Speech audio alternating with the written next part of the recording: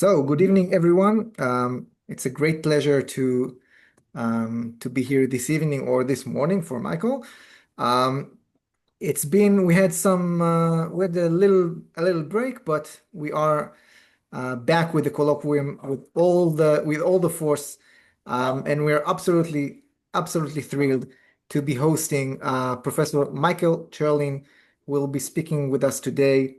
I will read his short bio, and he will take it from there. So, Michael Cherlin was born into a Yiddish milieu in the Bronx, New York, in September of 1946.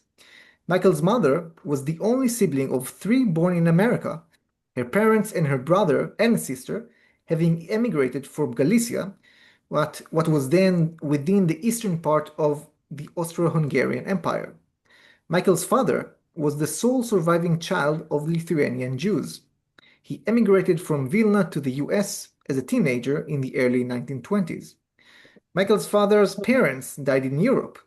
Michael's grandmother and his father's siblings in the years prior to World War II. His grandfather disappeared during the Holocaust, the fate of most of Vilna's Jews. Early in his career, Michael was a performing musician in a variety of contexts.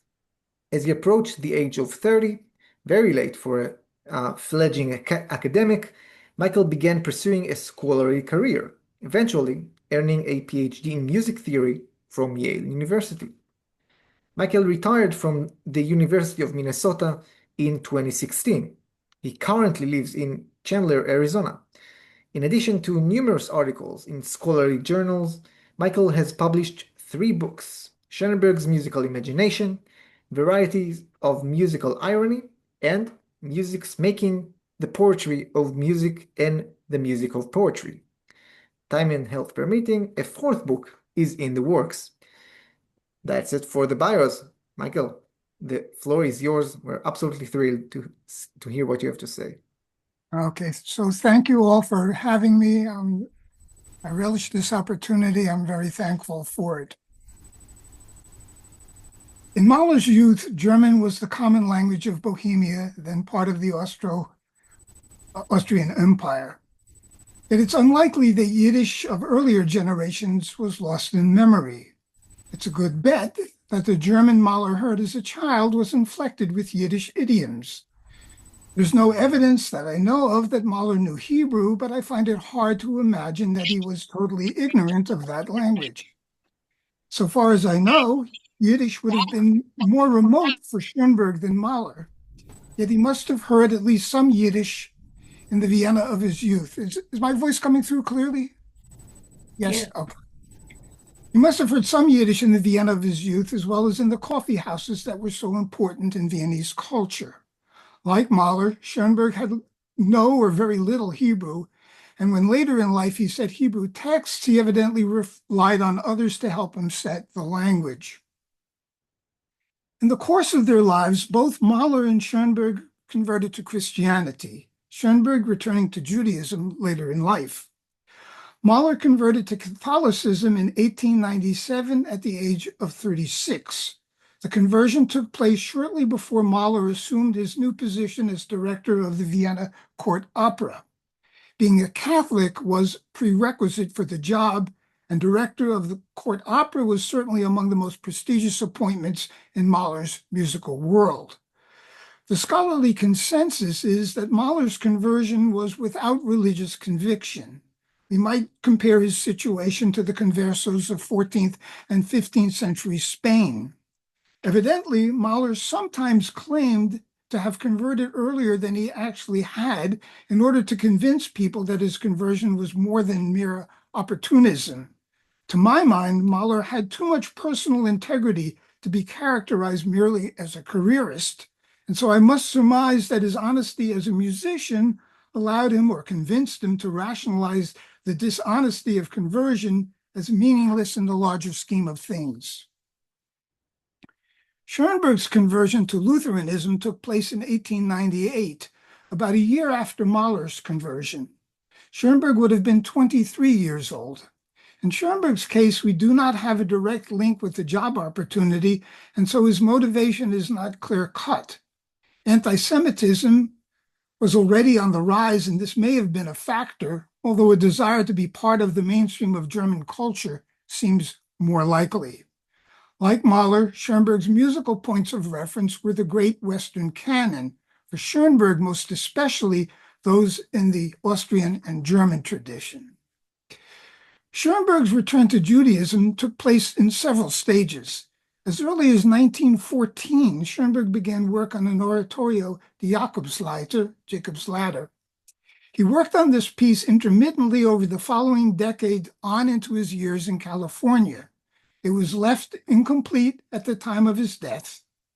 Schoenberg's fascination with Jacob's vision isn't necessarily an indication of a conscious longing to return to his Jewish roots, but its continued relevance on into Schoenberg's final years would seem to indicate, at the very least, an unconscious longing to return to the religion of his birth.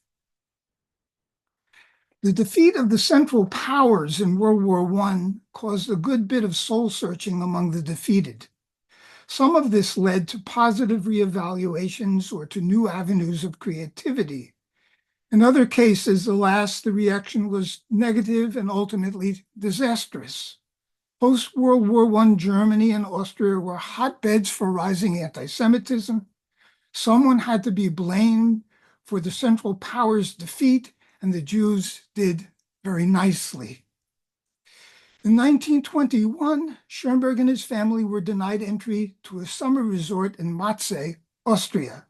The event affected Schoenberg deeply. As was the case for so many Jews who had believed they had been integrated into German culture, it took the anti-Semites to remind them that they were Jews. Before the First World War, Schoenberg and the painter Wassily Kandinsky had been close friends. In his book of 1911, Concerning the Spiritual in Art, Kandinsky writes that Schoenberg's music, quote, leads us into a realm where musical experience is a matter not of the ear, but of the soul alone, and from this point begins the music of the future. Saying that music, any music, is not a matter of the ear shows a basic misunderstanding, but Kandinsky's high regard for Schoenberg is clear. For Kandinsky, Schoenberg's music supplants Wagner's as the music of the future. After the war, Kandinsky became involved in the Bauhaus initiative in Weimar, and he invited Schoenberg to join him. Schoenberg had heard of anti-Semitic sentiments among some Bauhaus members. In April 1923, Schoenberg writes to Kandinsky, and this is a famous letter, and he writes, "For I have at last learned the lesson that has been forced upon me during this year, and I shall not forget it. It is that I am not a German, not a European, perhaps scarcely even a human being. At least the Europeans prefer the worst of the race to me, but I am a Jew." By the summer of 1932, Schoenberg had fully returned to Judaism in spirit, if not in the letter. That summer, he worked on one of his great masterworks, his most expansive 12-tone work, the opera Moses und Aaron. Schoenberg wrote both the libretto and the music. As David Linn astutely observed in an essay that still stands as an excellent introduction to the opera, the role of Moses is spoken in contrast to Aaron, who sings. Both the divine voice and folk Israel combine these two attributes, both sing and speak. The single exception in the opera is the 12-note passage in the second scene of Act 1, where Moses sings to Aaron, "Reinige dein Denken," purify your thoughts. David Linn, of blessed memory, once criticized the passage in one of my essays for lack of clarity. He sidled up next to me and softly sang that same passage. As the opera opens, Moses stands before the burning bush. His first words are the divine attributes, einzige, ewige, allgegenwärtige, unsichtbare und unvorstellbare Gott, one eternal, omnipresent, unseeable, and inconceivable God. Although there is no evidence that Schoenberg knew the writings of Rambam, Moses Maimonides, it is as if he had lifted the attributes from that great medieval Jewish philosopher. Or, to borrow an idea from a later Jewish sage, Gershom Scholem, instead of thinking of Moses' words as divine attributes, descriptors that objectify, we should think of them as energized emanations, the source and the ongoing continuity of divine creation. The text that follows in the opera is even more revealing in that there is something of Moses the prophet and Schoenberg the musical prophet. Gott, meine Väter, Gott Abrahams, Isaaks und Jakob, der du ihren Gedanken in mir wieder erweckt hast, God of my fathers, God of Abraham, Isaac, and Jacob, who has reawoken their thoughts in me. The text is a paraphrase of the opposite passage in Torah, Exodus 3, verse 6. And he said, I am the God of your father, the God of Abraham, the God of Yitzchak, the God of Yaakov. Composed in the summer of 1932, the music and words stand at the precipice of Hitler's rise to power. Hitler became chancellor some months later, in 1933, and Schoenberg subsequently had to resign his post at the University of Berlin. Mahler had died in 1911, before the First World War and long before the Holocaust. And so while he was subject to much anti-Semitic diatribe, for instance, ridiculing his physical gestures on the podium, he did not live to experience the increasing anti-Semitism after the First World War, let alone the rise of Hitler and the destruction of European Judaism. Schoenberg and his family escaped the Holocaust, emigrating to the United States in October of 1933. Before leaving Europe for America, Schoenberg stayed for a time in Paris, where he officially reconverted to Judaism in July of 1933. The eminent Jewish painter Marc Chagall was witness to Schoenberg's conversion. To get a better sense of the challenges that Mahler and Schoenberg experienced as Jews immersed in Western culture, alienated from yet attracted to their Jewish heritage, we can draw parallels between them and four of their Jewish German-speaking contemporaries: Sigmund Freud, Walter Benjamin, Franz Kafka, and Gershom Scholem. Each of these men was preeminent in his respective field. In varying degrees and in varying ways, each was profoundly grounded in cosmopolitan European culture and history, and each in varying degrees and varying ways was just as profoundly impacted by his Jewish identity. Reading about the lives of these individuals, and of course many others, is like variations on a musical theme. A deep background is held in common, while the particulars of each variation are unique. Freud, Jew among Gentiles, argued that Moses was an Egyptian and that Egypt, not Israel, should be credited with first imagining monotheism. And yet he clearly self-identified as a Jew. Yosef Yerushalmi, in his book Freud's Moses, cites a letter that Freud wrote in September of 1883 to Martha Bernays, who was later to become his wife. Read with historical retrospection, the letter is deeply ironic. In translation, it reads in part, I shall try to live more like the Gentiles. For its actual word is the loaded Yiddish goyim. He goes on, quote, modestly learning and practicing the usual things and not striving after discoveries and delving too deep, close of quote. Freud's is a wishful thinking that the goyim who surround him might not notice he's a Jew. Freud wasn't too good at keeping that secret. As to not striving after discoveries or delving too deep, we can only imagine that the psychic drives that Freud so famously discovered contravened.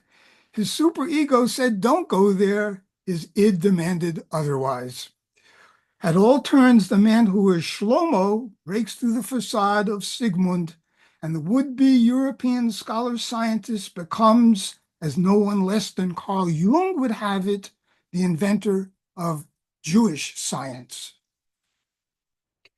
As it turns out, at one point, Gustav Mahler actually consulted with Freud, but the parallels between the two men go far beyond a mutual, if slight, acquaintance. The outsider who would be an insider is profoundly apposite in understanding the struggles of Mahler within the world of late 19th century Vienna. Franz Kafka shares with Schoenberg as well as with Freud a fascination with the uncanny, the unheimlich. In fact, we can characterize Freud as the chief theorist of the uncanny, Kafka as its premier literary exponent, and Schoenberg as composing its most accomplished musical embodiments. Mahler, too, has uncanny moments in his music, and his inescapable self-regard as an outsider looking in is surely unheimlich. Can it be only an accident that among the anti-Semitic tropes of the late 19th and early 20th century, the uncanny Unheimlichkeit was commonplace as a characterization of Jews as outsiders, a subversive element embedded in European culture? I'll add as a side note, we're seeing some of that happening in the good old USA right now.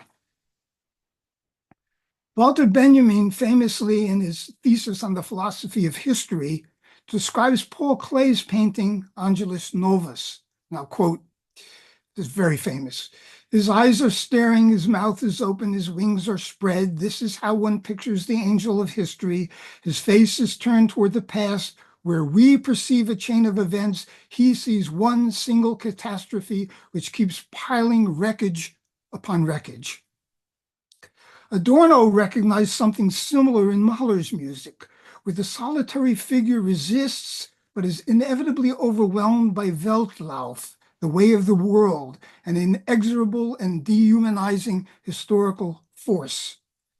There are extraordinary passages in Mahler's music where we seem to escape or step outside of the ongoing time flow continuum. Adorno names these passages Durchbrüche, breakthroughs that seem to come from outside the time space of the ongoing flow. While the word resistance implies a counterforce, an impedance of the flow, Mahlerian Durchbrüche are not so much a counterforce as they are temporary suspensions of Weltlauf, the way of the world. These extended moments of breakthrough have an uncanny feeling of transcendence, of being at peace, a Shabbat Shalom of sorts. And although the words, so far as I know, are not etymologically linked, the second syllable of Durchbrüche sounds suspiciously like the Yiddish Hebrew word for blessing. Like a bubble or a syntactic parenthesis, the breakthrough cannot be sustained. Mahler's moments of blessing are flooded over by the overwhelming catastrophe which keeps piling wreckage upon wreckage. Further light may be shed on Mahler's Durchbrüche and their resonance with things Kafkaesque by considering some of Walter Benjamin's observations about Kafka. In a letter addressed to Gershom Scholem, dated June 12, 1938, Benjamin writes, Kafka's work represents tradition falling ill. Wisdom has sometimes been defined as the epic side of truth. Such a definition marks wisdom off as a property of tradition. It is truth in its agadic consistency. It is this consistency of truth that has been lost. This is why in the case of Kafka, we can no longer speak of wisdom. Only the products of its decay remain. There are two. One is the rumor about the true things, a sort of theology passed on by whispers dealing with matters discredited and obsolete. The other product of this diathesis is folly, which, to be sure, has utterly squandered the substance of wisdom, but preserves its attractiveness and assurance, which rumor invariably lacks. Folly lies at the heart of Kafka's favorites. And that's the end of the quote. The unsustainable breakthroughs of Mahler's musical rhetoric are rumors of agadic tradition where the consistency, the sustainability of their truths has been lost. What remains is folly, the attractiveness and assurance of wisdom passed on by whispers discredited and obsolete. Robert Alter, in his book Necessary Angels, Tradition and Modernity in Kafka, Benjamin, and Sholem, cites the letter we've just quoted, and then goes on to write that transmissibility of tradition was crucial for each of the three, Kafka, Benjamin, and Sholem. The transmission of tradition obtains in contrasting ways in the music of Gustav Mahler and Arnold Schoenberg. Mahler seems to hold on to tradition, but that holding on is deceptive. Schoenberg radically reinvents musical language, yet his music is steeped in tradition nonetheless. Alma Mahler's memoirs contain a quote attributed to Gustav, and although Alma is often not a reliable witness to history, here her words ring true. Quote, "I am thrice homeless," he used to say, "as a native of Bohemia in Austria, as an Austrian among Germans, and as a Jew throughout the world, everywhere an intruder, never welcomed." The image of the outsider looking in is powerfully captured in Mahler's often cited remarks about the scherzo to his Second Symphony. There's bitter irony in Mahler's image of the composer of the dance, imagining himself watching the dance from the outside, looking in through a window without being able to hear the music. Quote, "The turning and the twisting of the couples seems senseless because you're not catching the rhythm that is the key to it all. You must imagine that the one who has lost his identity and his happiness, the world looks like this, distorted and crazy, as if reflected in a concave mirror." End of quote. Adorno's book on Mahler is full of insights opposite to our present discussion. I will quote one short passage, quote, "That Mahler was both part of a musical culture as a master saturated with its language and yet separate from it produces the specific atmosphere of his musical language. It is at once colloquial and that of a stranger. A foreigner speaks music fluently, but as if with an accent. It, musical language, is seen as if from outside." Adorno uses the word jargon, a German euphemism for Yiddish, to describe Mahler's musical accent. Harold Bloom, in his essay, The Glories of Yiddish, quotes Franz Kafka as saying that Yiddish is a language that consists only of foreign words. Julian Johnson, in his book Mahler's Voices, cites a conversation that Mahler had with the composer Ernst Krenek. Mahler's family lived in that part of the Austro-Hungarian Empire known as Bohemia, I've already said this, linguistically divided between Czech and German. Krenek identified Mahler as a Bohemian, and Mahler protested, pointing out that he was the offspring of a German family and his music was German music, close quote. According to Krenek, it did not occur to him, Mahler, to call himself and his ancestors Jewish. In a similar way, a 1910 interview published in the New York Tribune cites Mahler as saying, let them call me a Bohemian, yet I am really a German." Perhaps Mahler saw no contradiction between being a Jew and being a German, and yet it seems more likely that he protests too much, everywhere an intruder and never welcomed. And yet in other ways, especially as his career advanced, Mahler was the ultimate insider. As already noted, as director of the Vienna Court Opera from 1897 to 1907, Mahler came to hold one of the most prestigious positions in the musical world of his day.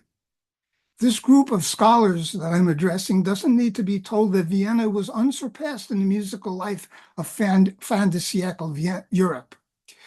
The 3 times homeless Mahler personifies the outsider who finds himself an insider within the traditions and institutions of a culture that remind him again and again of his outsider status.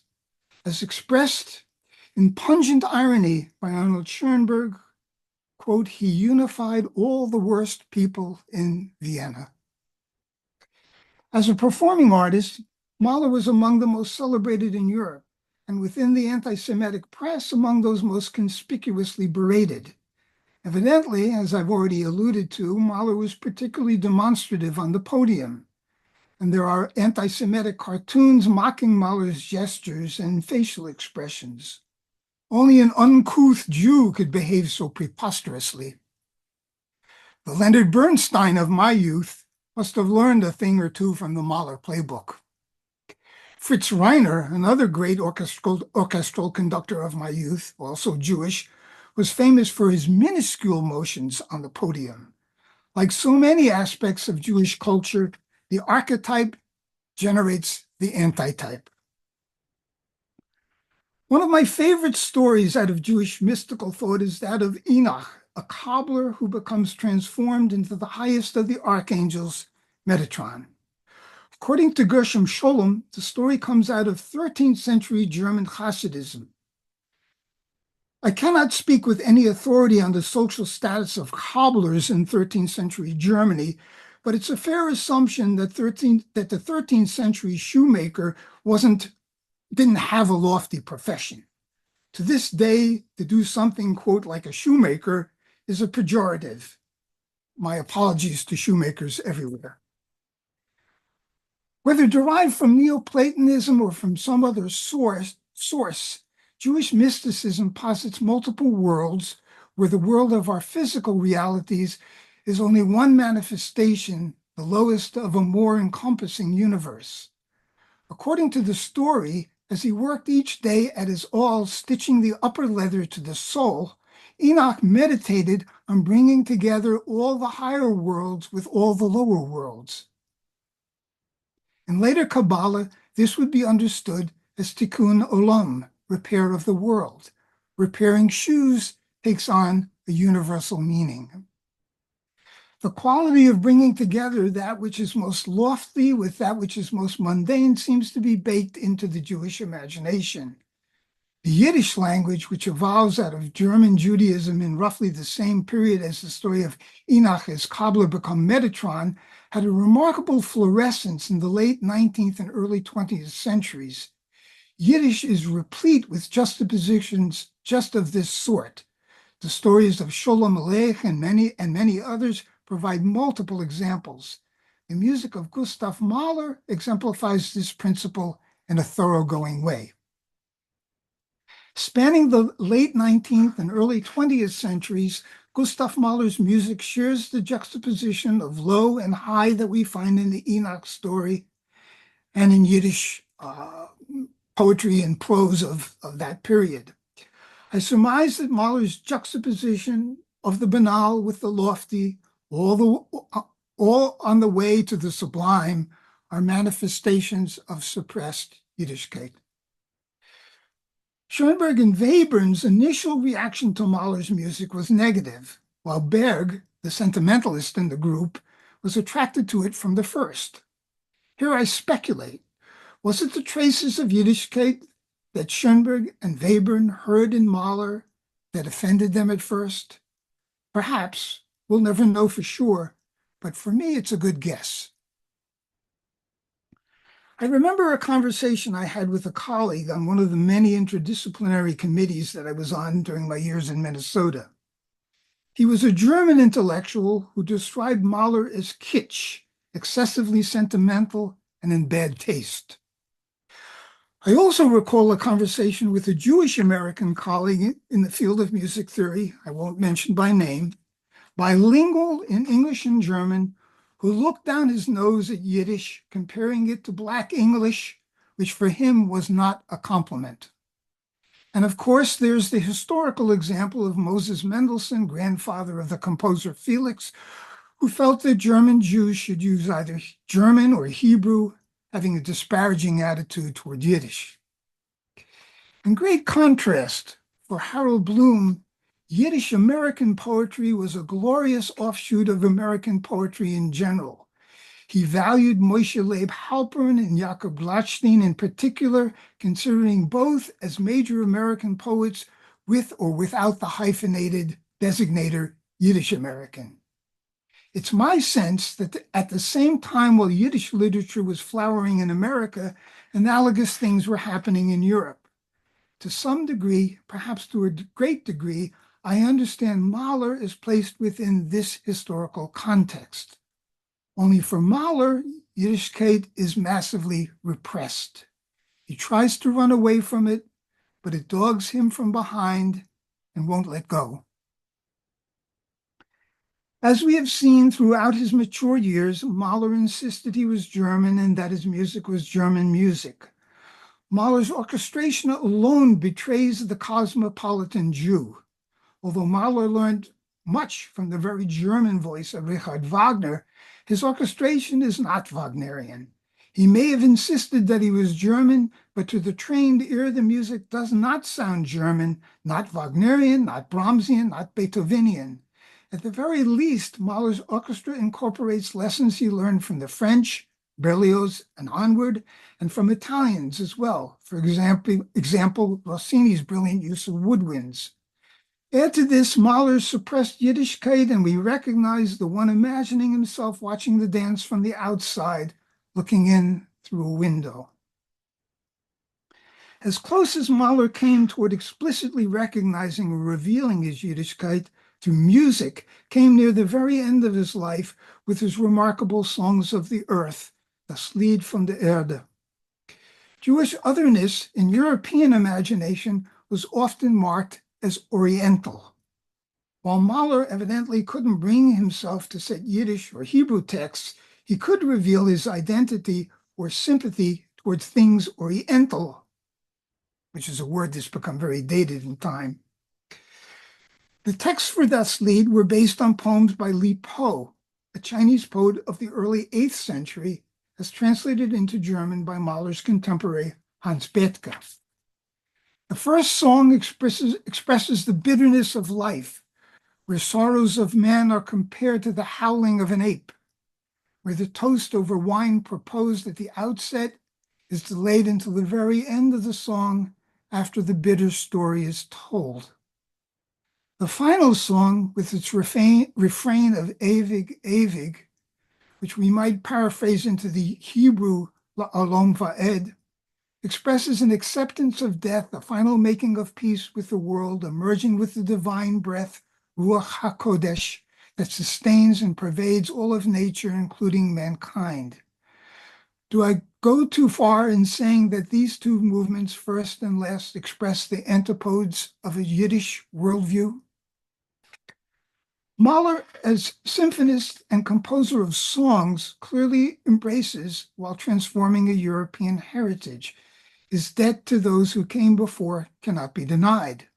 And yet, aside from songs scored for smaller ensembles and voice, Mahler did not compose chamber music, nor did he compose in the other traditional genres, such as concerti for soloist and orchestra or opera. This aspect of embracing and transforming tradition is in vivid contrast to Schoenberg, who radically imagined or reimagined all of these genres.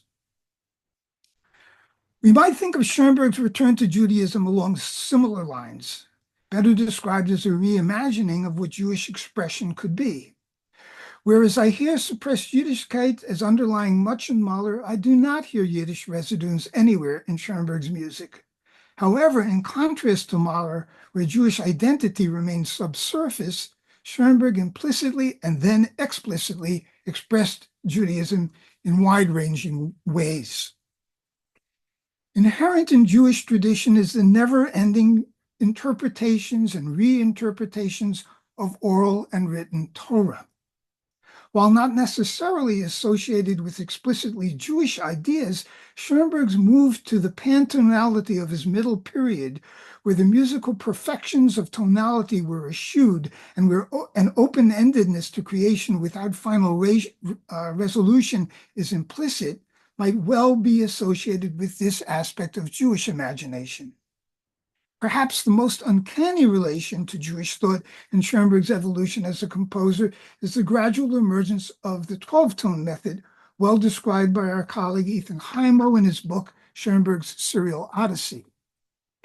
Milton Babbitt characterized the move into 12-tone serialism as one from a combinational system where diatonic collections create tonal centers to a permutational system where the ordered 12 tones undergo permutations that comprise the musical relationships within the composition.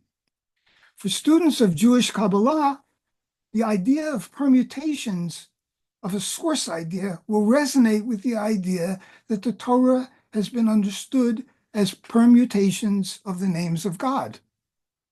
The bulk of Schoenberg's music from the 1920s onward is based on his permutational system.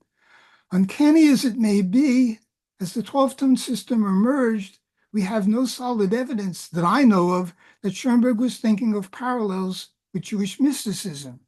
And yet I wonder. In 1938, during Schoenberg's years in America, he composed the setting of Kol Nidre. Set for speaker and chorus, the text is all in English except for the first 6 words of Kol Nidre, which appear in transliteration. Excuse my phone. Before the speaker and then chorus speak and then sing the words of Kol Nidre, Schoenberg's text gives us his version of what he calls a legend from Kabbalah. And I'll quote the opening of the spoken text. The Kabbalah tells a legend. At the beginning, God said, "Let there be light." Out of space, a flame burst out. God crushed that light to atoms. Myriads of sparks are hidden in our world, but not all of us behold them. The image of myriads of sparks hidden in our world is a Gnostic formulation absorbed into Kabbalistic tradition. The explosion of light crushed to atoms is marvelously depicted by the orchestra. Schoenberg, like Mahler, was incredibly gifted and invented in the use of orchestral colors. From early on, Schoenberg's compositions for orchestra display this skill. Kol Nidre is a late example. As the work continues, while fragments of the traditional melody for Kol Nidre are woven into the musical texture, the music is leagues away from traditional chanting. If listeners know only one of Schoenberg's works on a Jewish theme, it's likely to be A Survivor from Warsaw. The text is a first-person narrative spoken for the most part in English with German interjections. The work ends with the singing of the first part of the Shema, given in the score in transliteration. We should not be surprised that the pitch structure is far afield from traditional chanting of the prayer. As with all Schoenberg reception, listeners' responses to A Survivor from Warsaw vary. The Wikipedia article on the work includes a quote from the Czech novelist Milan Kundera, naming the work as the greatest memorial to the Holocaust ever written.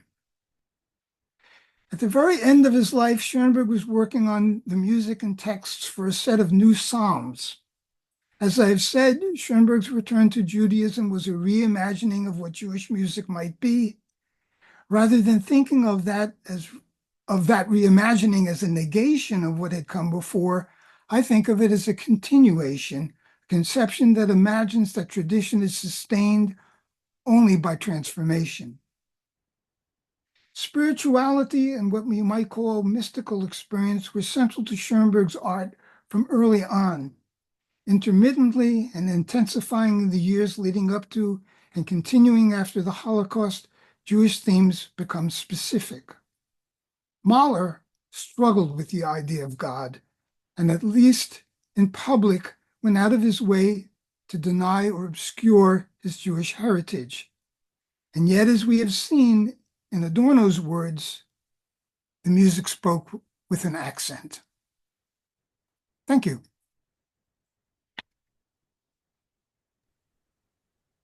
Thank you so much, Michael, for this fascinating, poetic, and I think deeply moving, at least for me, presentation and talk. I won't say much. I don't want to interfere too much. Now we actually go to the section in which the respondents will respond to this wonderful talk. So we will start with Dr. Dan Deutsch. Dr. Dan Deutsch is a lecturer in musicology at the Haifa University Department of Music.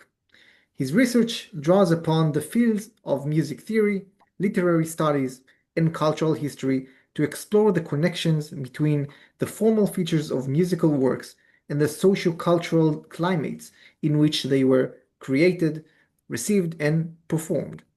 His work has been published and is forthcoming in journals such as Music and Letters, 19th Century Music Review, and in various essay collections. In his current project, Dan focuses on reflections of imperiality in the music of Jewish composers working in the multi-ethnic and multinational climate of Vienna in the twilight of the Habsburg Empire. Dan, floor is yours.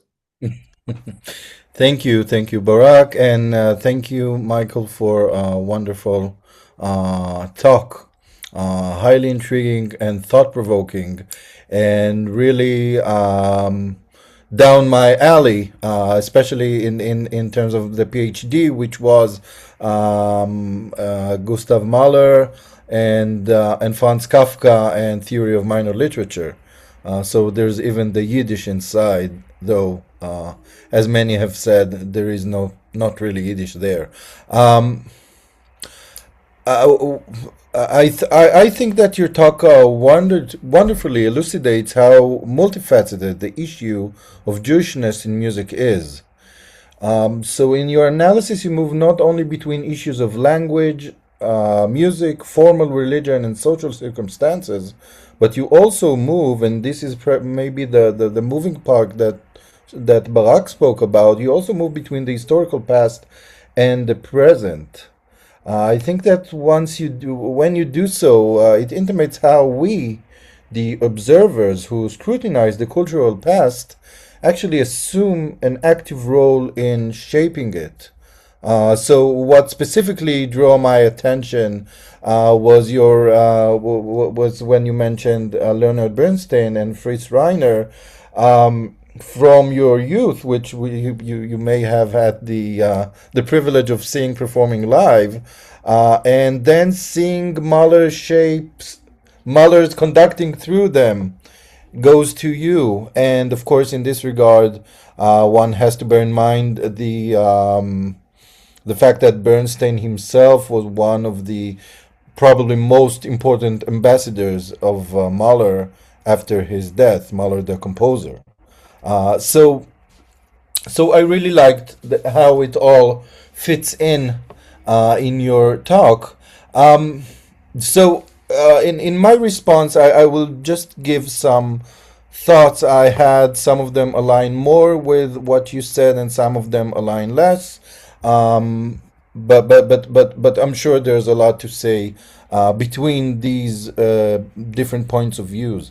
So first of all, it came to my mind that maybe we need some time to re-emphasize the fact, or at least as I see it, that we're not really talking about music. The music that Mahler and Schoenberg are doing is not a neutral form of music, but rather a very specific cultural institution that was maybe one of the defining factors of non-Jewish Christian societies. And I think a figure we can think of that is somewhat strikingly different in terms of doing music is, for example, the cantor Salomon Zalzer, who actually did Jewish music. He did it also with European influences, but there's no doubt that what he wanted to do was Jewish music. And to an extent, it seems that what Mahler and Schoenberg wanted to do was to do non-Jewish universal music. And this universal comes with scare quotes because it is essentially Christian, imperial, Austro-Hungarian, and so on and so forth. Now, within the institution of art music, of Kunstmusik, the fate of Jewish musicians was very ironic. And of course, Michael is an expert on irony. I used a lot your book in my dissertation about ironies in Mahler, especially the chapter on Mahler. So, but basically, for these Jewish composers, if they composed music that was good or acceptable for their as their Christian peers, they were considered as having no distinctive characters of their own. This is what Wagner accused them of being epigones that merely parrot the music of others. Of course, the prototype here is Mendelssohn. The problem with Mendelssohn's Jewishness is the fact that he's more German than all Germans together. Now, if they did something different, if they did something like Mahler, for example, so they were perceived to damage, to harm the music, the pure music of Christian. Like they didn't get it right. They spoke with an accent. So of course, one of the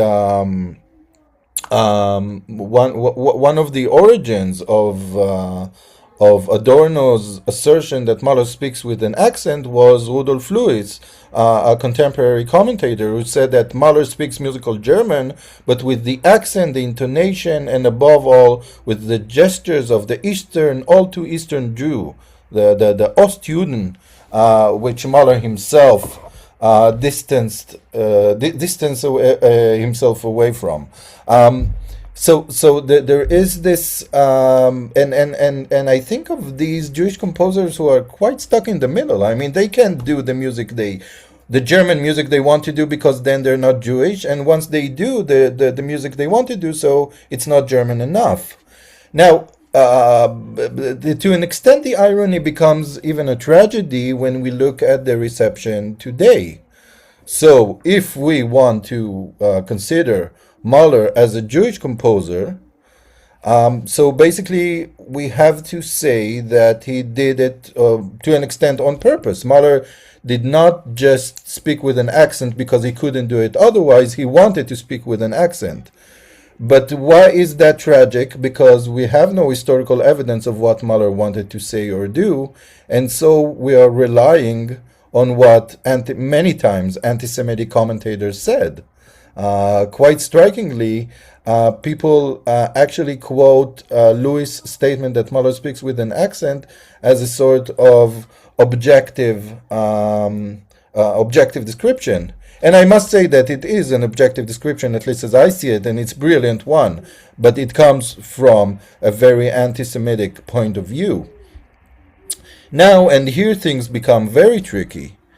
If we say that Mahler speaks that Mahler expresses Jewishness without him wanting to do it, like to example, as a suppressed Yiddishkayt or an attempt to run away from it, so we're again, to an extent, go back to the idea that Jewishness is an inner trait that have a sort of life of its own, like a brand or a stigma.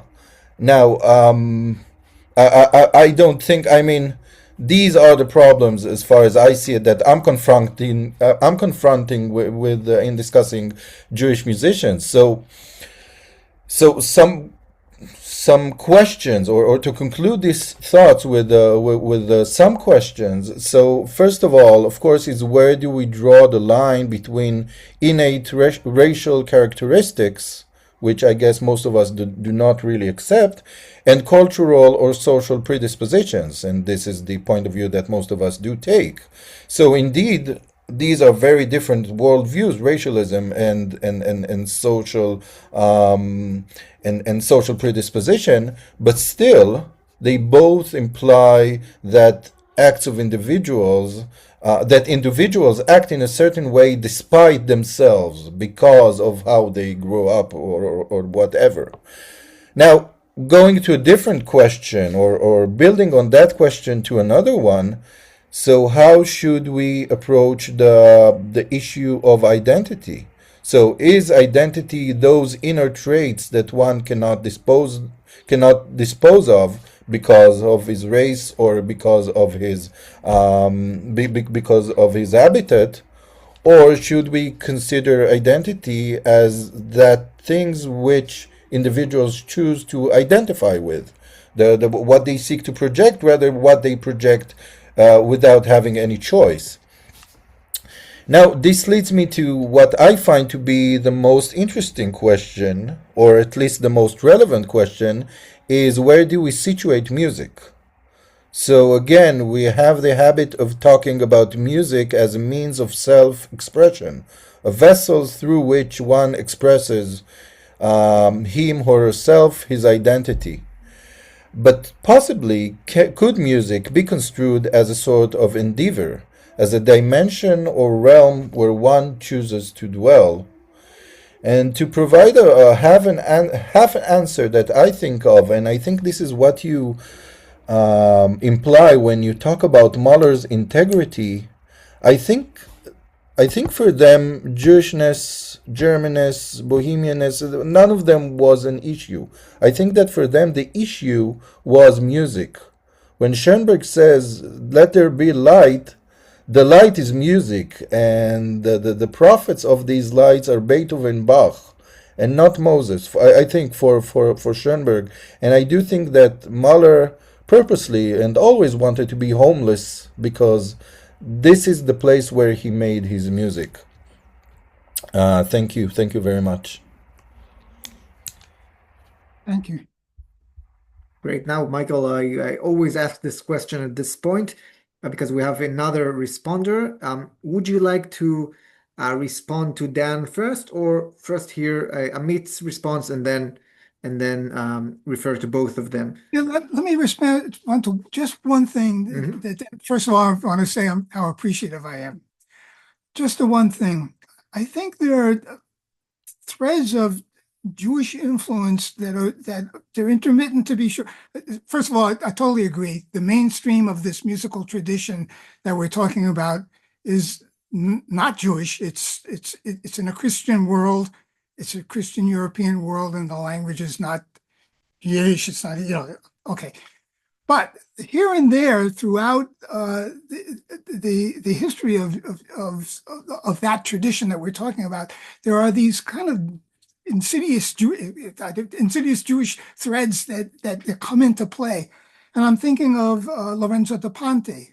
So how could you have those greatest of the three Mozart operas without da Ponte writing the words? They really need each other. And that's a Jewish guy, sort of a cad, but the Jewish guy there. And then I'm thinking in the case of Brahms, his collaborations with Joachim. And some of the critics of the violin concerto say Joachim had too much of a play. This Jewish guy had too much of a say of how you write for the violin. So I'm thinking, Brahms, we all know this. Brahms and Joachim played together in their youth as an ensemble, lots and lots and lots and lots. So Brahms is hearing this other, and then of course the greatest anti-Semite among the great composers, Wagner, he's working with Jewish musicians all the time, right? All the time. His favorite conductors and something, so forth and so on. So I think it's not quite clear cut, and I think you would agree. There are these other elements that are sort of there because the Jewish people are not at their home in the diaspora, but they're absorbing from their world, and to some degree, you got in Vienna the Naschmarkt to this day. So it's a mutual thing. I find it so ironic that I heard some Viennese person or somebody quoted as saying, "We miss our Jews." A little late for that, huh? I'm not so sure. Okay. Okay. I will make I will clean the floor for Amit, but I completely agree, and I think that it's even more radical than that. But maybe we'll talk about it later or sometime else. But yeah, thank you. I completely agree with what you said. Some of these things are best. We all know this. Talked about over a glass of wine. Can't do that across the screen. Okay. Who knows? Technology runs so fast. Maybe in a year or two, we'll be able to do that. Okay, that'd be nice. Yeah. All right, so we move on to our next responder. Amit Linn is a PhD student in the Department of Music at the University of Haifa and the associate editor of the journal Hazman Hazeh at the Van Leer Institute. His doctoral dissertation, supervised by Dr. Dan Deutsch, explores the various ways in which composers of the late modernism understand and express Jewish modes of thought in music. Please go ahead, Amit. Thanks, Barak, and thank for the Israel Musicological Society for this kind invitation and for granting me this opportunity to talk in front of you. So thanks, Michael, for this beautiful and thought-provoking lecture.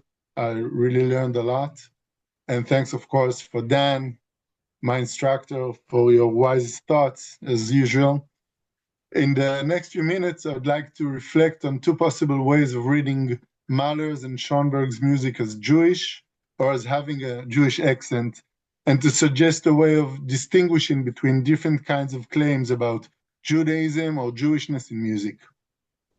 A large part of literature about Judaism and music identifies Jewish music primarily through musical idioms, specific modes such as Ahava Rabba, characteristic intervals such as the augmented second, or even polyphonic textures, or through socio-historical facts such as the composer ethnicity or a work's explicit engagement with Jewish texts. This kind of reading seems plausible and has yielded important insights, of course, but it also has clear limitations. Cherlin's reading of Mahler and Schoenberg, as we have just heard, takes a different path. It tries, in my opinion, to identify Jewishness through the manifestation of Jewish traditional forms of thought, practices, and patterns within the music. And this kind of reading does not rely on a fixed checklist of stylistic traits. Instead, it allows us to talk about Jewishness in music in a more complex way. I would like to propose a few points of intervention that do not contradict Cherlin's reading, but rather continue and complicate it. First, I will distinguish between two non-essentialist trajectories for talking about musical Jewishness and in his readings of Mahler and Schoenberg. Then I will point to a historical political danger that arises when we lean too heavily on the Adonian Mahlerian route, which identifies Mahler's Jewishness with a socio-historical position of Jewish otherness. Adorno's reading of Mahler is a manifestation of his negative dialectics, an anti-Hegelian and anti-positive dialectic stance. Adorno exposes the violence inherent in the concept as it develops dialectically, creating an identification within a particular entity or phenomenon and a general universalized symbol, a word that stands for it. In this process, whatever in the particular resists the concept is erased in favor of the totality of the one, the universal. For Adorno, Mahler, and more broadly, the Jewish modern European historical experience becomes a powerful example of the other who doesn't fit, who interrupts the West's universalizing aspirations toward totality and rationality. In other words, Adorno gives us a language for thinking about negation as a form of resistance to identity and totality. His reading of Mahler shows us how categories of belonging and otherness can be inscribed into aesthetics without turning into stylistic essentialism. Mahler's Jewishness, in Adorno's account, is not Jewish in itself, but a construct that emerges from a specifically German modern context. In my view, the Adornian Mahlerian line describes one powerful modern configuration of Jewishness as negation and otherness, but it should be seen as one position within a broader field of Jewish modalities, not as a definition of Jewishness as such. Of course, construing the Jew as the West's other makes sense in a narrow historical sociological frame of that time and place. In many historical cases, this was indeed the Jewish experience in modern Europe. But, and this is crucial, ascribing the position of the other as a transhistoric essence of the Jew, with a capital J, as some readers do, risks locking Jews into a pathological position. Sometimes something similar happens in strands of psychoanalytic discourse that understand the Jew as a figure of the unheimlich, as someone whose life epitomizes a recurrent traumatic event, as in some readings of Freud, like he do in his Moses, or again, as an eternal outsider and as the negative counterpart of Greek rational logos, as certain scholars have claimed in the readings of Adorno, Benjamin, Derrida, and others. Such depictions can easily obscure other possibilities form of Jewish existence, healthy communal religious lives, identities built not through negativity and otherness, but through permutations and renegotiations of tradition, living with Jewish law as an internal law, living with a happy or joyful conceptions of Jewishness, such as those in Rabbi Nachman's teaching, the traditions of non-European Jewish communities that are less marked by the German Jewish problematic, and of course, sovereign national life, in which Jews create their own political space, institutions, and official language. In other words, we should be careful not to repeat Jean-Paul Sartre's mistake and not to imply that only a certain marginal oppositional stance is authentically Jewish.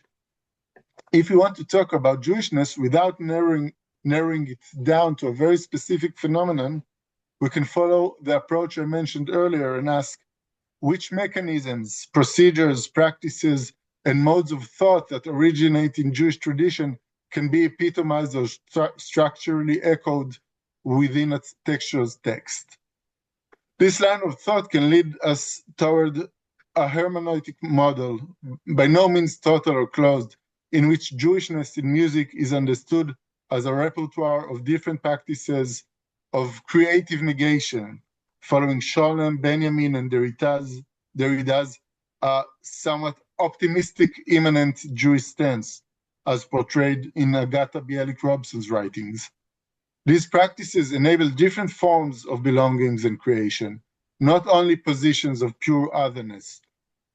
The Adornian reading of Mahler, along with other readings of Jews as others, would fit most naturally into a position related to the Jewish practices and notions of tzimtzum and negation, which indeed resonate with Adorno's own thought. At the same time, as Cherlin rightly suggested, Mahler can also be placed in what we might call a constellational or Benjaminian stance.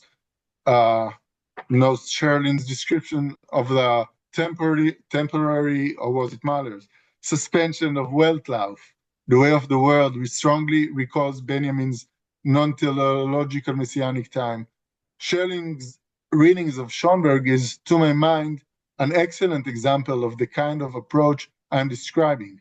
It searches for a specific kind of musical Jewishness by tracing theological and cultural forms of thought as they are manifested in the musical text, rather than by positing an ethnic or stylistic essence. The never-ending interpretation and reinterpretation of oral and written Torah and open-endedness of creation without final resolution that Cherlin describes, and the move that Babbitt portrays from tonal centers to a permutational system in which the organizing logic of the piece is permutational rather than combinational, clearly resonate with the Jewish Kabbalistic practice and logic of tziruf. This could be one of the musical Jewishnesses in the hermeneutical model I've sketched. But again, we have to be careful. Permutational practices have become very common in modern music, of course. And not every serial composition is, for that reason, Jewish in its structure. As another famous Jewish composer, Morton Feldman, remarked, after Schoenberg invented the 12 tones technique, He predicted that this would extend the Germanic tradition of music for another 100 years. Not the Jewish tradition, but the German one. In other words, the tradition that is being broken or continued could be both German and Jewish. When we try to distinguish Schoenberg's permutational practice in Kol Nidrei from many uses of serial technique, we should pay attention not only to the explicitly Jewish text and theme, although they certainly help to narrow the hermeneutic range of our reading, but also to elements such as how the work deals with fractures and temporal structure, the presence of absence or synthesis and directional progress, its modes of intertextuality and repetition, constellation versus totality, the way it approaches tradition as text, its different modes of negation, and so on. This kind of non-essentialist thinking about Jewish music may offer a productive framework for thinking about Jewishness in music, while moving beyond ethnic, biographical, or narrow stylistic limitations. It can also open up a wider palette for what might count as authentic Jewish modes of existence and experience in music. Thank you. Thank you. Thank you. Thank you so much, Amit, for this brilliant response. Michael, would you have something to say? Yeah, just to totally agree with Amit. It's always a pitfall to think of Jewish expression, Jewish anything as a one monolithic thing. I couldn't agree more. It's that we're dealing with particular individuals in a particular moment, time and place, and so forth. Yeah, so I couldn't agree more. And of course, you can write serial music. It's just the fact that the guy that came up with it happens to come, that's what intrigues me about it that way. It's not quite touching on what you were getting at me, but as you were talking, it reminded me of a difference between Leonard Bernstein and Daniel Barenboim in their the respective receptions and descriptions of Mahler's music. So Bernstein had made this multimedia thing. I saw it on YouTube, I think first, wherever it was, called The Little Drummer Boy. And he points out specific passages. This gets at something you were talking about a little bit. Specific passages in Mahler here and there that sound Jewish to him, right? This sounds like Hasidic wedding music, or this or that or that. And he points out specific passages. Barenboim responded later to Bernstein's lectures and said, it doesn't matter, who cares, if it's not really Jewish anyway, it's Mahler, whatever. He said something negating that. I have a different sense of it, and my sense is that the suppressed Yiddish elements that I think I hear in Mahler are not just in these places where they become manifest. If they're where they're, like those places Bernstein, that's that essentialism of the augmented second, or that, things that you were talking about. But it's more pervasive. And I think what I couldn't get at in my paper, because I would need to return to Mahler big time for a couple of years at least, or at least a year of intense work with the music, to try to figure out more clearly what I'm hearing that makes me feel that way. Because I think it's pervasive. It's not these, moments that, he's using a minor scale or something like that. He's doing Ferrajaka, Buddha Martin in a minor key. It's not that. It's something more basic than that. It's underlying. And I certainly haven't answered that to my own satisfaction. Maybe Dan's gotten closer to that in his work.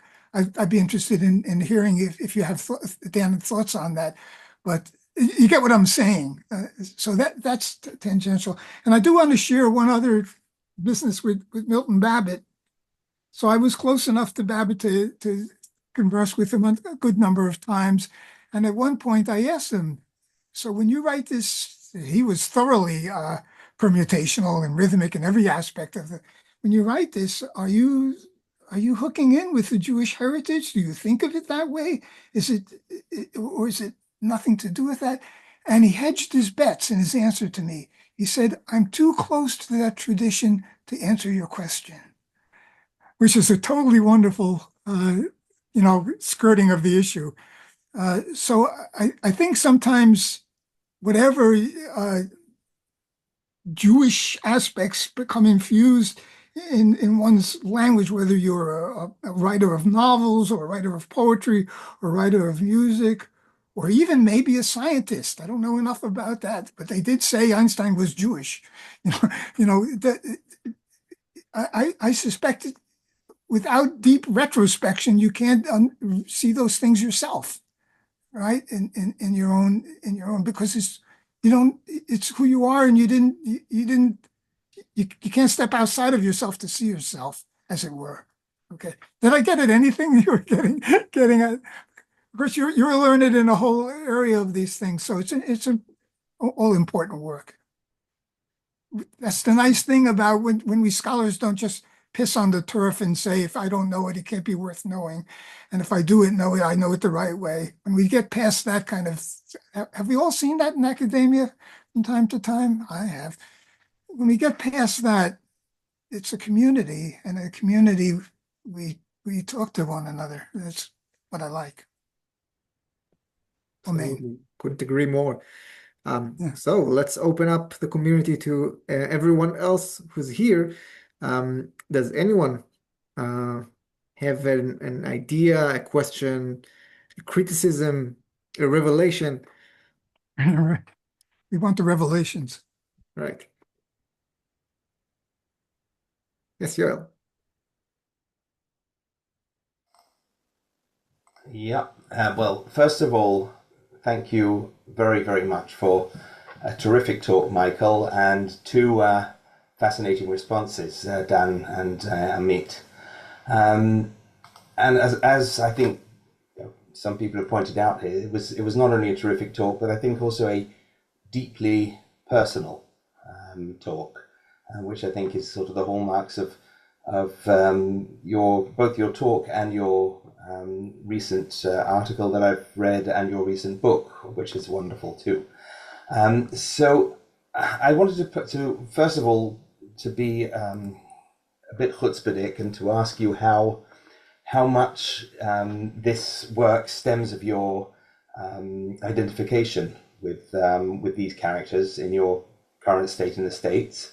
That's as a sort of general personal question. And just to make two small observations. The first about Kandinsky's quote, which you critiqued, about the fact that Schoenberg's music is more for the soul than it is for the ear, which really resonates, I think, with a few things. First of all, Schoenberg's, another quote of Schoenberg's, which is that about Schubert's songs, that he'd never really bothered check what they were about, and when he actually listened to them, he then realized that it didn't matter at all, and it detracted more than it added.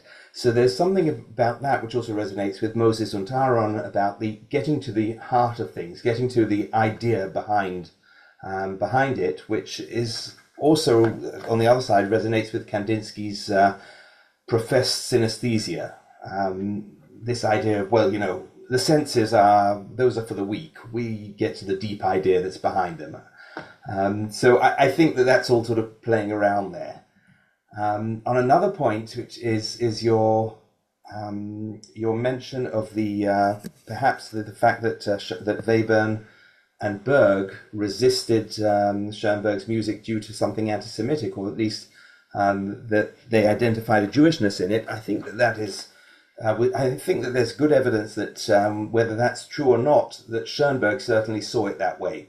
In his responses, his late responses to the attempts to attribute the Klangfarben melody to Webern and the 12-tone system to Hauer, his response was sort of, well, you're doing this for anti-Semitic reasons, even though I don't know whether Howell was still alive, but Webern was definitely long since dead. So Schoenberg's responses certainly give evidence to the fact that he felt that it was anti-Semitic.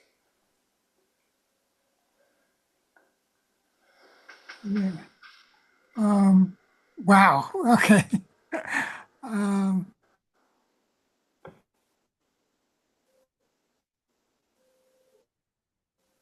I'm not sure how to respond. Thank you. Here's a poem that I wrote this morning. It's very short. I don't know if it's got to do with what you're talking about. My poem goes like this. A rose by any other name would not smell the same. That's it. So we speak the language we speak, but the language we speak is, I don't know, it contradicts itself. Sometimes it's what Shakespeare says, and sometimes it's what somebody else says. I'm not getting at what you were getting at, though. I'm sorry. I must be getting. Well, with that, yeah. Am I a little bit? Yeah. Am I a little bit? Yeah. The business that Schoenberg quote about Schubert, which is kind of hilarious and kind of wonderful, because I taught for years music and text, and I always paid attention to what the words said and then the way the music was interacting with the words. But if I get the Schoenberg right, correct me if you think I'm wrong, he's saying you don't need the words, you just listen to the music and it tells you what it's saying. I wonder if he's being a little bit disingenuous, but I don't know. I don't know. On the Schubert, one of the things, this is a little off of what you were saying, but it's kind of wonderful. One of the things that I've noticed in a good number of the songs is they'll start with a little musical unit that will be both a opening and a closing. Right, it'll echo it at the very end of the song before the voice comes in. And the little musical unit will often be cadential. So it forms as a cadence that is the prefix to the piece, and then as a cadence that closes off the piece. And in my scores, and when I would see that kind of thing, I would write, our little lives are rounded with the sleep. From Shakespeare. What's my point?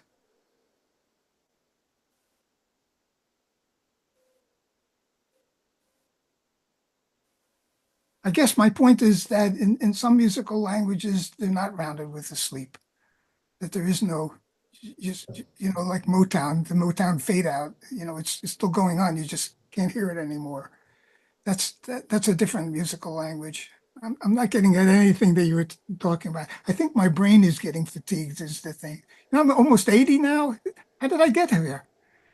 Could you explain that to me, please? But I should point out that the poem you wrote this morning is as autobiographic as I was saying that perhaps your talk is, or at least as personal. So I don't know how many people here know what your wife's name is. Rose, yeah. Right. Oh, that's what I wanted to get. I'm sorry. Now, thank you for okay. Yeah, in my irony book, I quote that line from The Godfather where Michael Corleone says it's not personal, it's business, and I say no, it's not business, it's personal. And I think more and more as I've aged, if not grown, as a scholar, I'm less and less embarrassed by that stance. And so for me, it is personal. It's always personal. I don't objectify. I try not to, at least. I'm sure I'm guilty of it, but I don't objectify music. It's not something out there. It's something that I'm part. This is the middle voice thing that I write about a little bit in my last book. Yeah, I'm part of it, and every one of us is part of it as we are interpreters that sit in an audience, or like yourself, interpreters playing in an ensemble, or creators, as composers, it's always personal, and it's part of what shapes us and constitutes us as persons, and that's paramount for me. That's why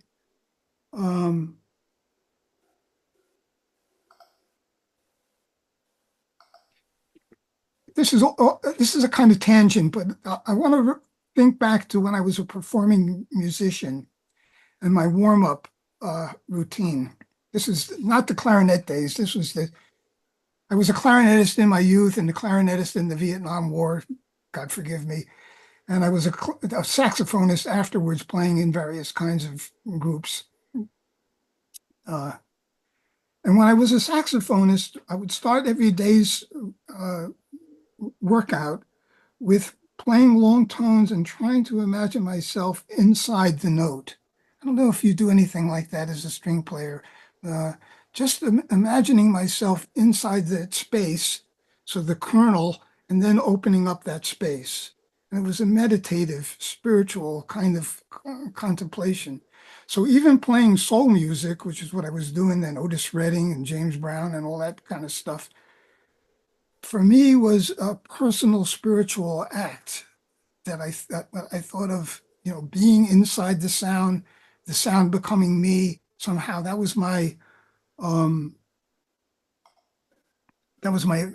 goal. That was the thing I strived after. And so I think that part of being a musician had to find new avenues when I stopped being a performer. I had to find new avenues in scholarship, and little by little, it takes a while, certainly took a while for me to get to the point where you have enough grounding in yourself to realize that it's not that it's subjective, but neither is it objective. It's this merging. Am I getting at what you were at your central point? Yeah. And so for me, in my philosophy of music, that's really paramount. And I feel the same way when I study Torah, or I study, I'm learning at this old age, I'm learning cantillation now for the first time, finding it very challenging. I wish I was more facile, but I'm going to keep at it because what else? And it's the same thing. It's that connecting with the verse in a way that is very personal, and yet I guess it's universal too. Thank you. Yeah, Barbara, I think you wanted to comment. So we can't hear you. Can you maybe unmute yourself? Let's see. Maybe I can do it for you. Is that okay now? Yes. Okay, terrific. Thank you. First of all, Michael, Hello. thank you so much. And I can't see my picture, but hopefully you can see me. I want to come back to this point that you raised about Freud, and I'm more or less paraphrasing about uncovering the unheimlich, and Schoenberg being the musician of the unheimlich. So what I'd like to do is to suggest something about this unheimlich, that if we backtrack a little bit into the 19th century, if we go a little bit into the early years of, let's say, the 1820s, for example, when Schubert was writing, a very important part of Schubert's creativity, and I'm thinking about from Erlkönig right up to the Winterreise, is in fact the personification of the unheimlich. Right? So what I'd like to suggest is that the unheimlich is, in a sense, part of the multiple romanticisms of the 19th century. So that's one thing. Then following up from that, I'd also like to think about the kind of dialectical issue that German Jews and Austro-German Jews had in the 19th century of wanting to be German and also being Jewish. And so one has this kind of like tension involved of who am I? And this is obviously something that Dan raised about the idea about identity. And so, in a paradoxical way, the unheimlich is some aspect of identity in German poetic romanticism. And for the generation of the end of the 19th century, the generation of Freud, the generation of Schoenberg, there is what we might call a recalibration or possibly a reinterpretation of this idea of the unheimlich as identity, which isn't exclusively or any more just the poetic unheimlich of Schubert, but in a sense is recontoured to be part of the identity of that generation, where the unheimlich is actually symbolic, so to speak, of otherness. And so what we're seeing, I think, is that both for Freud and both for Schoenberg, Freud as in a sense this uncovering of the unheimlich, in a sense, almost archaeological sense of uncovering the mind, of what does psychology do? It uncovers the mind. And what does Schoenberg do as a musician? He uncovers the unheimlich. So I'd like to suggest that possibly this idea of otherness is part of the reinterpretation, the Jewish reinterpretation of otherness at the end of the 19th century and early years of the 20th century, of being a musician and what this means of being a Jewish musician, a German Jewish musician, the problem of identity, which, if you like, recalibrates in this kind of way. Yeah, that makes tremendous sense. And I love what you're saying about the long 19th century, which bleeds into the early 20th century, where this is so important in the poetry and in so many aspects of culture.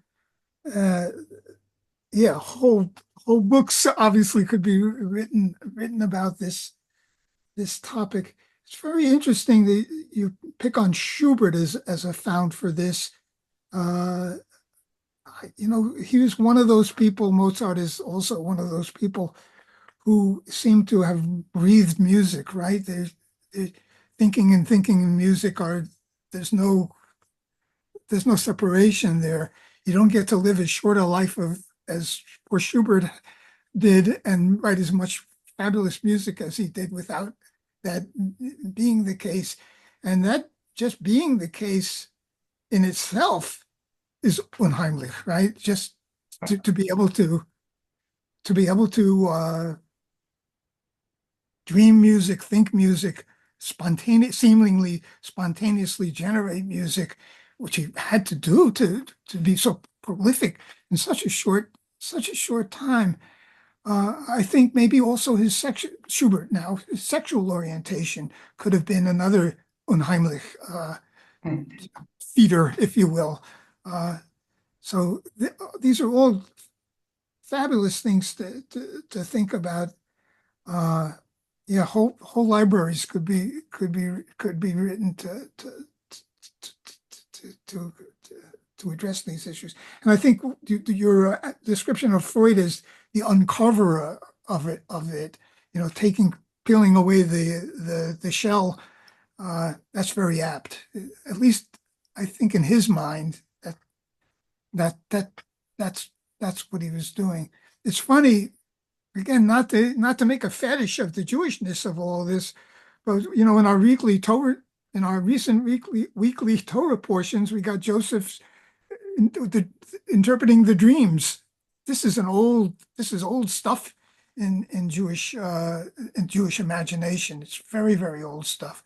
And Joseph's ability, if Freud was to write about, I don't know if he ever did, but it would be unheimlich, right? He says, "Oh, this is what your dream was, Pharaoh," and of course it worked out pretty well for him in terms of the politics of the day.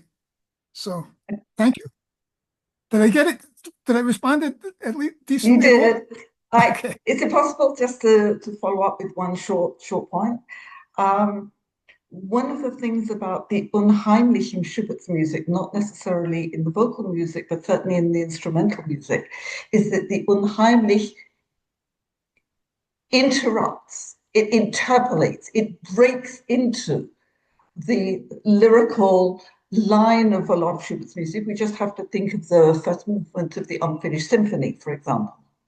And at the second subject, there's this huge explosion, which has got nothing to do with what goes before.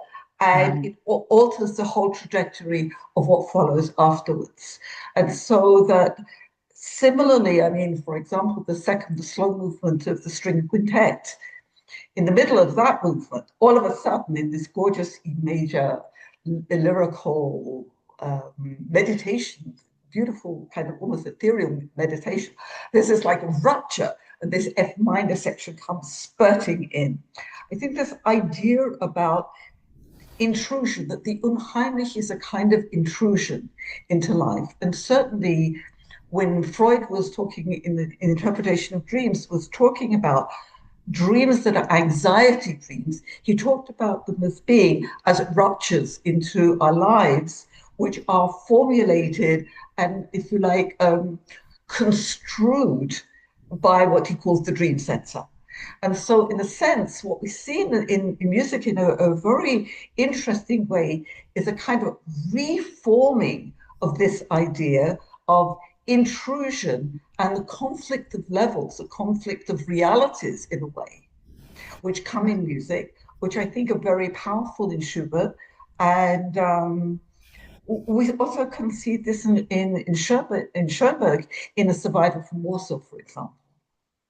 Yeah, I think I'm tentative here, but I think it's more so the case in Mahler with those Durchbrüche, where it really feels like an intrusion. It feels like but I think your parallels with Schubert are brilliant. They really make, as you're giving those examples, they really make sense to me. And I don't think I've thought of what Mahler is doing as a kind of re-expression of what Schubert had done, but as you're delineating it, it makes a whole lot of sense, and it's very, very cool, very, very cool. So thank you. Right, thank you so much. Anyone else? Yes.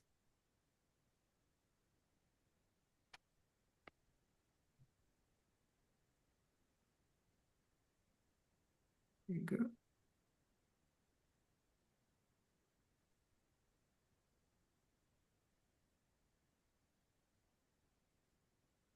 So, does anyone else?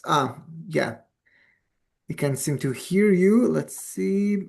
I think you need to unmute. So,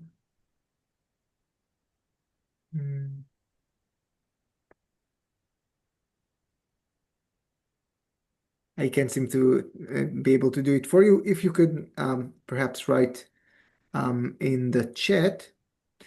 Anyone else has any question or comment? All right, so it is getting relatively late.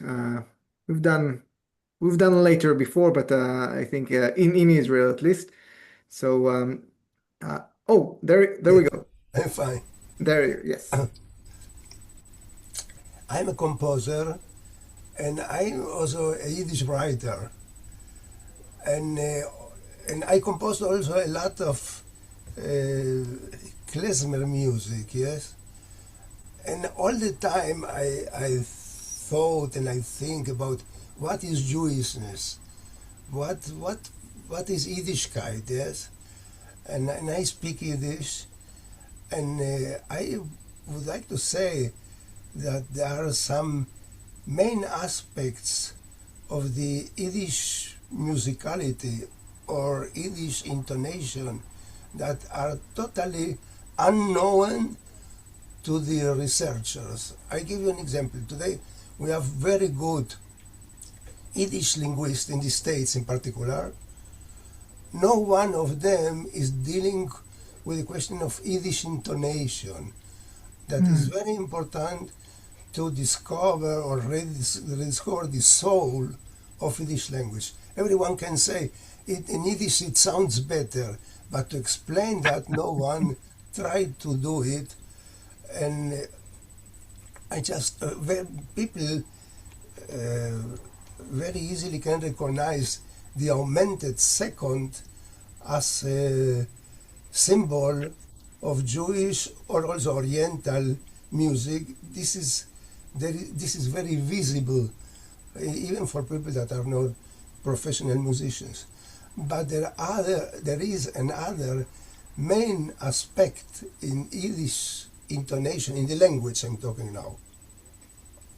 That is that the main accent in the sentence is in the lowest sound and not at the highest sound or tone as it is in other Western languages. Yes, if it's English or Spanish or Hebrew too.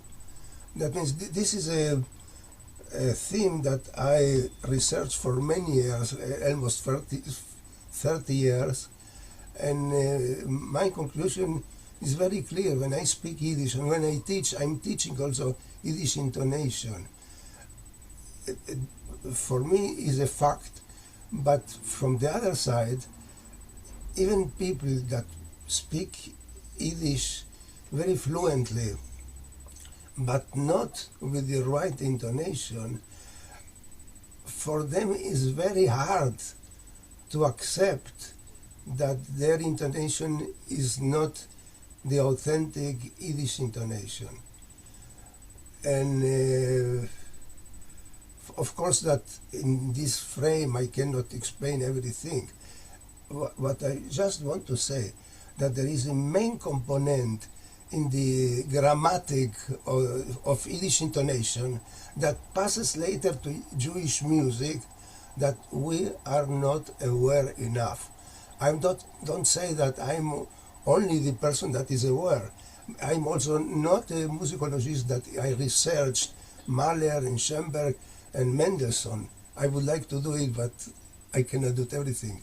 Anyway, I wanted to point out that in Yiddish language there are some secrets that I'm not talking about folklore, I'm not talking about wisdom, I'm talking about the grammatic of the Yiddish musicality that has to be researched to understand better Yiddish music and its influence of German and other composers.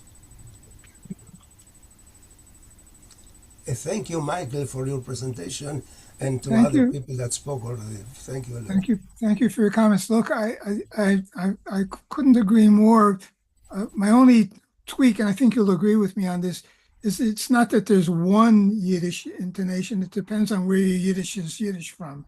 Because I know from my father and mother's case, my dad's Lithuanian Yiddish was different from my mother's Galiciano Yiddish, and he would make fun of her Yiddish because it wasn't the right Yiddish. It was that kind of thing. So there is that. And I totally agree that when you're learning a language, the hardest thing to get is that the lilt of it, the intonation, the where you go down and where you go up, as it were, with your voice. Very, very hard to get that. And usually only the native speakers or people who've been there a whole long time get that. On the other hand, I'll give it a kind of a wonderful counter example to that. And again, this is a character a poet who I revere, but is so difficult. I've only just begun to scratch the surface of his fantastic and difficult poetry. Paul Celan. Paul Celan is a Holocaust survivor who wrote in German, and he was a polyglot. He could have written in French or Romanian. He had so many languages at his disposal. Why did he write in German? The language of the people that killed his parents and his siblings. And it was, I think scholars that write about this say this. He wanted to repossess the language and reinvent it. So the point was not to speak German like, I don't know, Goethe would have, or whoever would have, or the anti-Semites would have, but to make a new German, to fashion a new German. So I think that's also part of culture. So that I guess that's maybe my point about Schoenberg.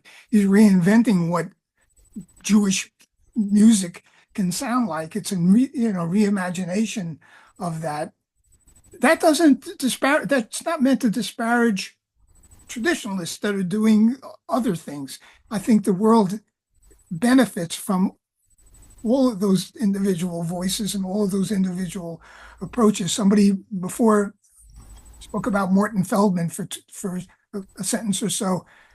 Radically different idea of what to be a Jewish American composer than, I don't know, Leonard Bernstein or whoever you want, Rodgers and Hammerstein or George Gershwin. They're all part of this complex constellation. We had that word before, constellation of ways of being more or less Jewish in a more or less Jewish milieu. So that's my thoughts on that. But intonation, you're so right. And I was thinking of how does a player play, for instance, Mahler, orchestral player play, for instance, Mahler's music? It's a clarinet part. Well, if you're trained as a klezmer musician, or if you know that tradition, you're going to play that clarinet part a little differently, right? From a guy who's never thought about that music. It's just going to come out different. And so that aspect of Mahler's suppressed Yiddishkayt is going to come out more vividly because you, as the interpreter, are bringing it out, and that's just the way it is. That's a fact of music making.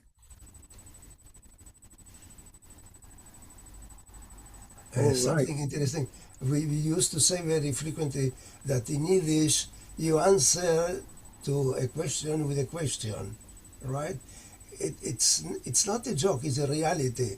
If I would like to depict the sentence, the intonation of the sentence in classical music, I would say, I go from one point, I'll go to the climax, and I finish down. Yes, this is a very classical in classical music, also in folklore.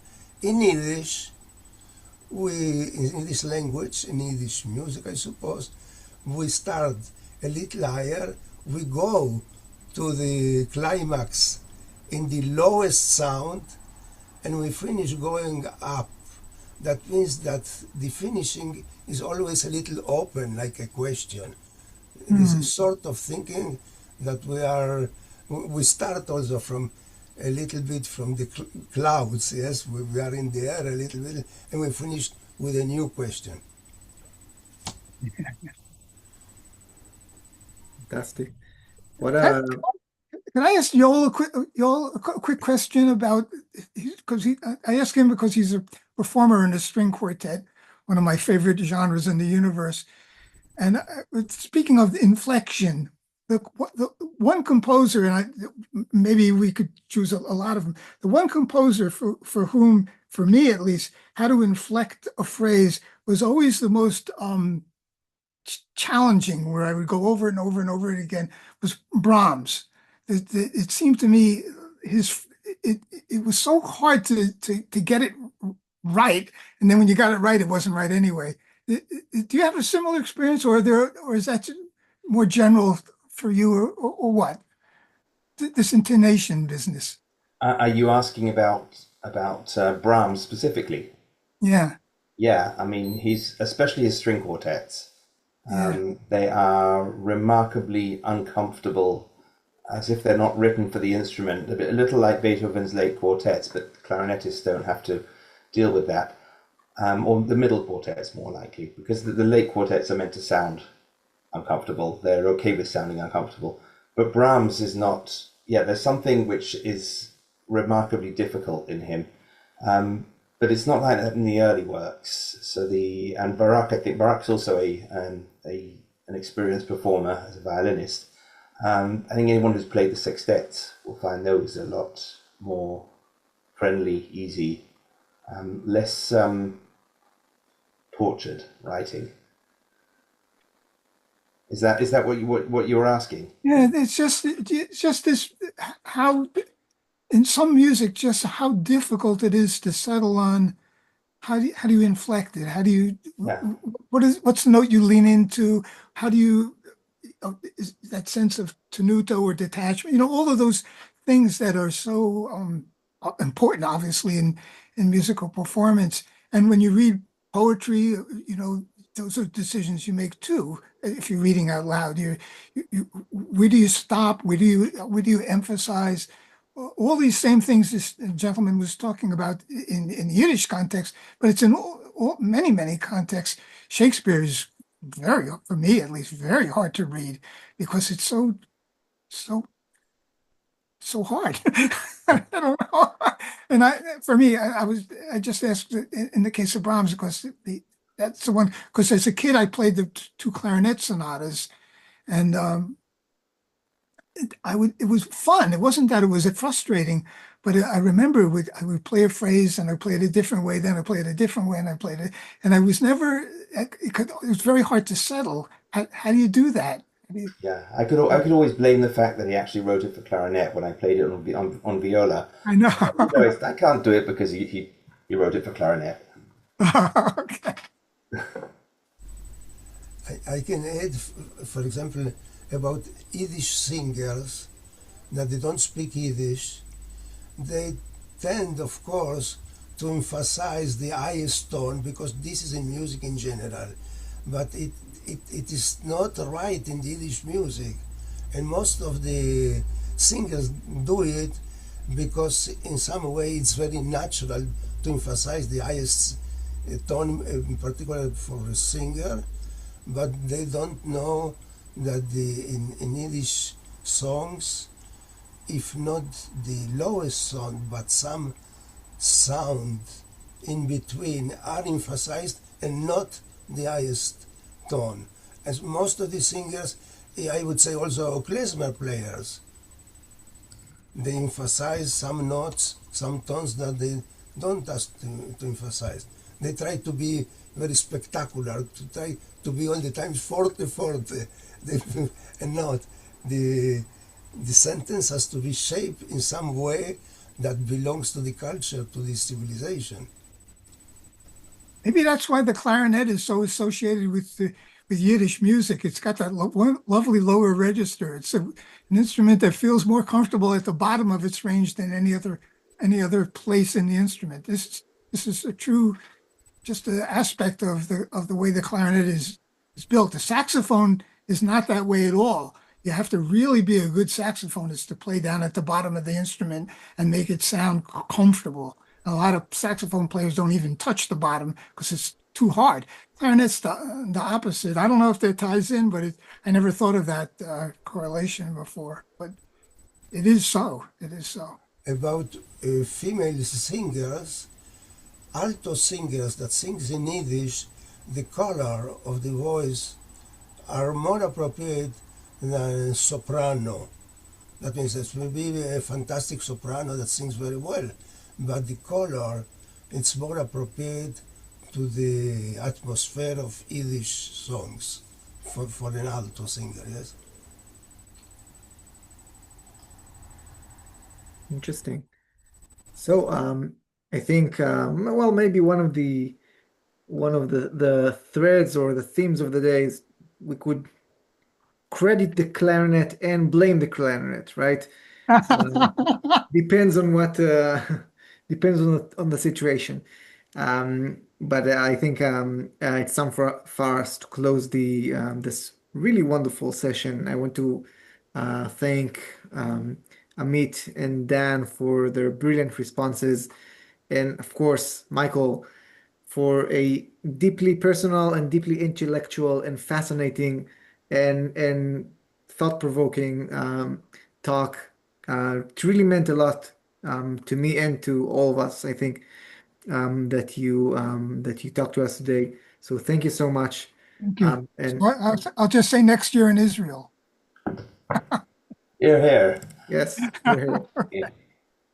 Be well, everybody, and thank you. Thank you, Michael. Really appreciate Thank you it. so much. Bye bye. We're waiting for you. Thank you very much. It was a great pleasure. And I'll write you. Thank you. I'll write you a message I'll write you an email. Thank you, Dan. Much appreciated. Both, everybody. Thank you very much. Thank you.